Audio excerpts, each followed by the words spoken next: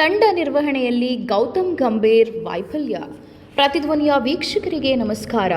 ಗೌತಮ್ ಗಂಭೀರ್ ಭಾರತದ ಪ್ರಖ್ಯಾತ ಕ್ರಿಕೆಟರ್. ತಂಡದ ನಾಯಕತ್ವದಲ್ಲಿ ಅನುಭವ ಮತ್ತು ಸಾಧನೆಗಳನ್ನು ಹೊಂದಿದ್ದರು. ಕೆಲವು ಸಂದರ್ಭಗಳಲ್ಲಿ ತಂಡ ನಿರ್ವಹಣೆಯಲ್ಲಿ ಅವರಿಗೆ ತೊಂದರೆಗಳಾದವು. ವಿಶೇಷವಾಗಿ ಭಾರತ ತಂಡದ ನಾಯಕತ್ವದ ಅವಧಿಯಲ್ಲಿ ಗಂಭೀರ್ ಅವರಿಗೆ ಸೀಮಿತ ಅವಕಾಶ ಮಾತ್ರ ದೊರಕಿತು. 2010-11ರಲ್ಲಿ ಅವರು 6 ಏಕದಿನ ಪಂದ್ಯಗಳು ODI ಮತ್ತು 1 T20 ಪಂದ್ಯವನ್ನು ಮುನ್ನಡೆಸಿದರು.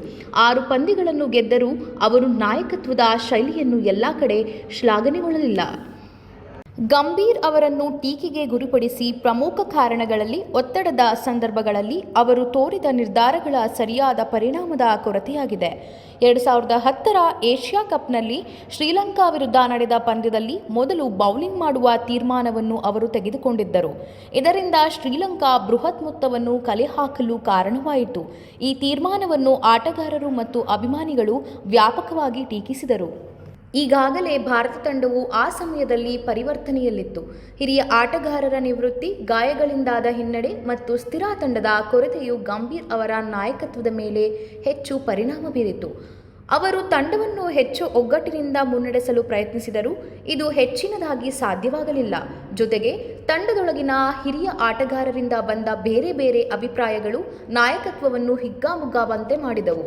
ಇದಕ್ಕಿಂತ ವಿರುದ್ಧವಾಗಿ KKR ಕೋಲ್ಕತಾ ನೈಟ್ ರೈಡರ್ಸ್ ತಂಡವನ್ನು ಮುನ್ನಡೆಸುವಲ್ಲಿ ಗಂಭೀರ್ ಅತ್ಯಂತ ಯಶಸ್ವಿಯಾದರು. 2011ರಲ್ಲಿ KKR ತಂಡದ ನಾಯಕನಾಗಿ ಆಯ್ಕೆಯಾದ ಗಂಭೀರ್ ತಮ್ಮ ನಾಯಕತ್ವದ ಶೈಲಿಯನ್ನು ಸಂಪೂರ್ಣವಾಗಿ ತೋರಿಸಿದರು. ಅವರು 2012 ಮತ್ತು 2014ರಲ್ಲಿ KKR ಅನ್ನು IPL ಪ್ರಶಸ್ತಿ ಗೆಲ್ಲಿಸಿದ ನಾಯಕನಾಗಿದ್ದರು.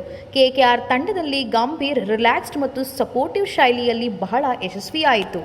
ಗಂಭೀರ್ ಅವರ ತಾಂತ್ರಿಕ ತೀರ್ಮಾನಗಳು ಮತ್ತು ಆಟಗಾರರಿಗೆ ನೀಡಿದ ವಿಶ್ವಾಸ ತಂಡವನ್ನು ಬಲವಾಗಿ ನಿರ್ಮಿಸಿತು. ಪ್ರಮುಖ ಪಂದ್ಯಗಳಲ್ಲಿ ತಂತ್ರಾತ್ಮಕ ನಿರ್ಧಾರಗಳನ್ನು ತೆಗೆದುಕೊಂಡು ಅವರು ಗೆಲುವಿನತ್ತ ತಂಡವನ್ನು ಮುನ್ನಡೆಸಿದರು. ಈ ಯಶಸ್ಸು ಗಂಭೀರ್ ಅವರಿಗೆ IPLನಲ್ಲಿ ಅತ್ಯಂತ ಯಶಸ್ವಿಯಾದ ನಾಯಕರ ಪೈಕಿ ಒಬ್ಬರು ಎಂಬ ಹೆಗ್ಗಳಿಕೆಯನ್ನು ತಂದಿತು. ನಾಯಕತ್ವದ ಈ ಅನುಭವ ಗಂಭೀರ್ ಅವರ ವೈಯಕ್ತಿಕ ಆಟದಲ್ಲೂ ಬದಲಾವಣೆಗಳನ್ನು ತಂದಿತು. ಅವರು ತಮ್ಮ ಬ್ಯಾಟಿಂಗ್ನಲ್ಲಿ ಹೆಚ್ಚು ಸ್ಥಿರತೆಯನ್ನು ತೋರಿಸಿದರು ಮತ್ತು ತೀರ್ಮಾನಗಳನ್ನು ಹೆಚ್ಚು ತಲೆತಗ್ಗಿಲ್ಲದೆ ತೆಗೆದುಕೊಂಡರು. ಅವರು ತಂಡದ ಆಟಗಾರರೊಂದಿಗೆ ಬಾಂಧವ್ಯವನ್ನು ಬೆಳೆಸಿದರು. ಇದರಿಂದ ಅವರು ಅಚ್ಚುಮೆಚ್ಚಿನ ನಾಯಕನಾಗಿ ಪರಿವರ್ತನೆಯಾದರು. ತಂಡ ನಿರ್ವಹಣೆಯಲ್ಲಿ ಗಂಭೀರ್ ಅವರ ಭಾರತ ತಂಡದ ನಾಯಕತ್ವ ಸೀಮಿತವಾಗಿದ್ದರೂ KKRನಲ್ಲಿ ಅವರು ತಮ್ಮ ಶ್ರೇಷ್ಠತೆಯನ್ನು ತೋರಿಸಿದರು. ನಾಯಕತ್ವದ ಅಡಚಣೆಗಳು, ತೀರ್ಮಾನಗಳ ತ್ರುಟಿಯ ಭಾರತ ತಂಡದಲ್ಲಿ ಅವರು ಹತಾಶೆಗೊಳಗಾದರು. IPLನಲ್ಲಿ ಅವರು ಯಶಸ್ಸಿನ ಹೊಸ ಅಧ್ಯಾಯವನ್ನು ಬರೆದರು. ಗಂಭೀರ್ ಅವರ ನಾಯಕತ್ವವನ್ನು ಅಧ್ಯಯನ ಮಾಡುವ ಮೂಲಕ ಒತ್ತಡದ ಸಮಯದಲ್ಲಿ ತಾಳ್ಮೆ, ತಂತ್ರ ಮತ್ತು ಆಟಗಾರರೊಂದಿಗೆ ಹೊಂದಾಣಿಕೆ ಹೇಗೆ ತಂಡವನ್ನು ಶ್ರೇಷ್ಠತೆಯತ್ತ ಕೊಂಡೊಯ್ಯಬಹುದು ಎಂಬುದನ್ನು ಕಲಿಯಬಹುದು. KKRನಲ್ಲಿ ಅವರು ತೋರಿಸಿದ ಶೈಲಿ, ಪ್ರಾಮಾಣಿಕತೆ ಮತ್ತು ಸಮರ್ಪಣೆಯು ನಾಯಕತ್ವದ ಪ್ರಮುಖ ಗುಣಗಳಾಗಿವೆ.